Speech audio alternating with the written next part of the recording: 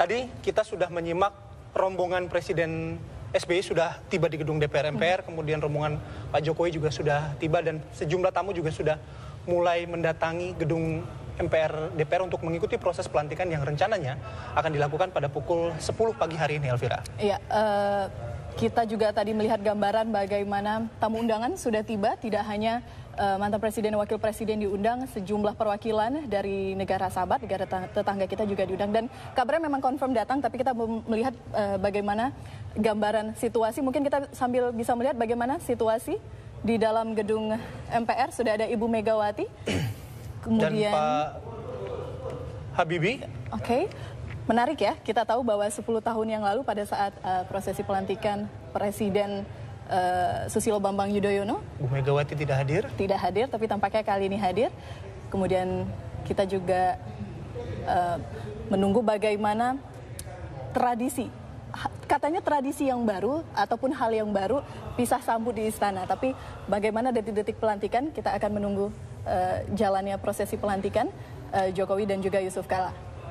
Sambil menunggu prosesi pelantikan, mungkin saya akan bertanya dulu ke Mbak Wi. Mbak Wi, Anda melihat dari prosesi dari pagi sampai hari ini, mungkin ada yang ingin komentari atau ada hal menarik yang mungkin berbeda memang dari pelantikan-pelantikan sebelumnya yang kita alami? Atau ada yang mengatakan, mohon maaf Mbak Wiwi, ada yang mengatakan wahnya pelantikan saat ini disandingkan dengan pelantikan Obama, sama wahnya. Bagaimana kemudian antusias masyarakat? Betul tidak sih seperti itu, Mbak Wiwi? Oke, sebentar kita tahan, kita lihat ada Pak Prabowo Subianto datang ke pelantikan Joko Widodo dan Yusuf Kala Jumat kemarin.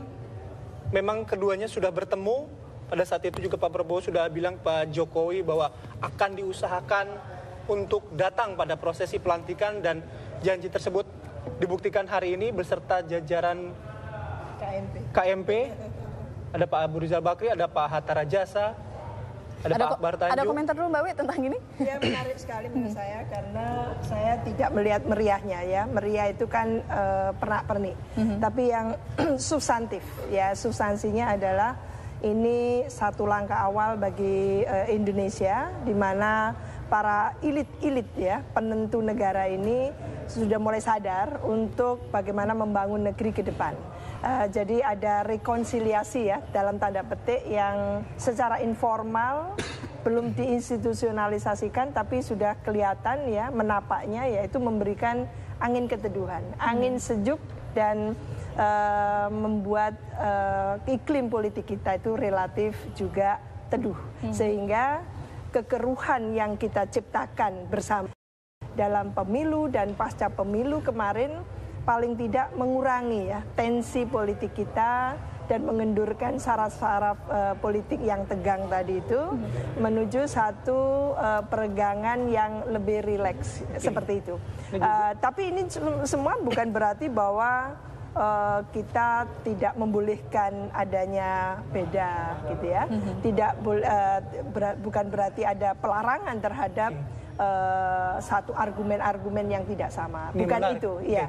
Institusi-institusi demokrasi, parlemen, eksekutif ya, menurut saya tetap harus bekerja fungsional dan efektif, profesional, proporsional.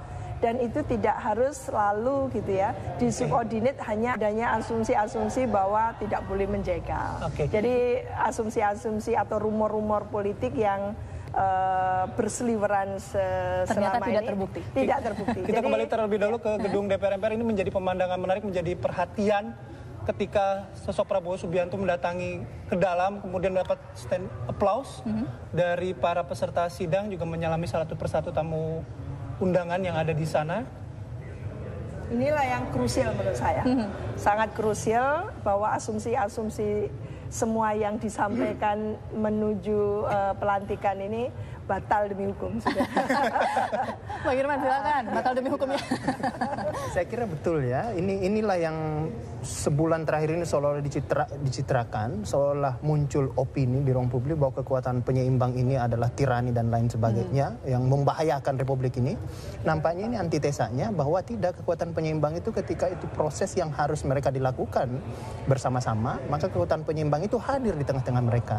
Dan ini nampaknya dilakukan bukan hanya Pak Prabowo, Prabowo, tapi ada Abu Rizal, ada semua kartu-kartu joker di kekuatan penyeimbang itu ada di sini. Dan itu berarti bahwa memang kekuatan penyeimbang ini memang keniscayaan dan kebutuhan bagi proses bernegara kita. Tidak perlu takut dengan kekuatan penyeimbang, sebab itu adalah keharusan yang harus ada dalam proses bernegara kita. Dan lihatlah di hari pelantikan datang dengan sangat proaktif seperti itu. Dan ini ini harus bisa, walaupun saya sadar bahwa rakyat kekuatan koalisi merah putih itu belum tentu langsung bisa menerimanya. Mereka mungkin sedang menata hatinya semua saat ini seperti itu.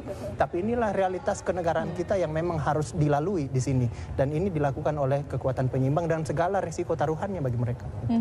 Ada potret menarik juga ketika kita tahu Ibu Megawati yang juga hadir di sana tampaknya kompak kali ini. Jadi kekhawatiran yang bahwa akan dijegal kemudian tidak hadir tampaknya tidak terbukti. Apakah ini juga, sebelum kembali saya ke Anda dulu Bang Irman, apakah ini juga kemudian jernih payah dari para pimpinan MPR yang mau sowan datang mengantarkan undangan dan langsung undang, menurut Anda?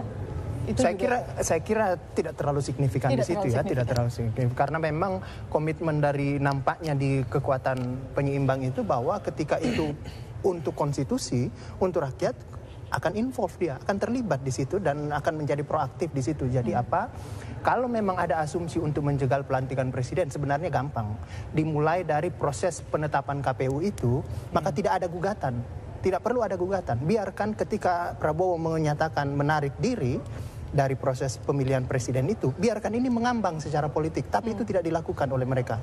Mereka menggugat di Mahkamah Konstitusi, dan ketika ada putusan, maka tidak ada alasan lagi untuk menjegal itu, sebab inilah putusan konstitusional di situ. Nah, langkah berikutnya adalah ketika masih mau dijegal lagi, maka di DKI Jakarta itu DPRD DKI akan hiruk pikuk di situ, tapi nampaknya tenang-tenang saja.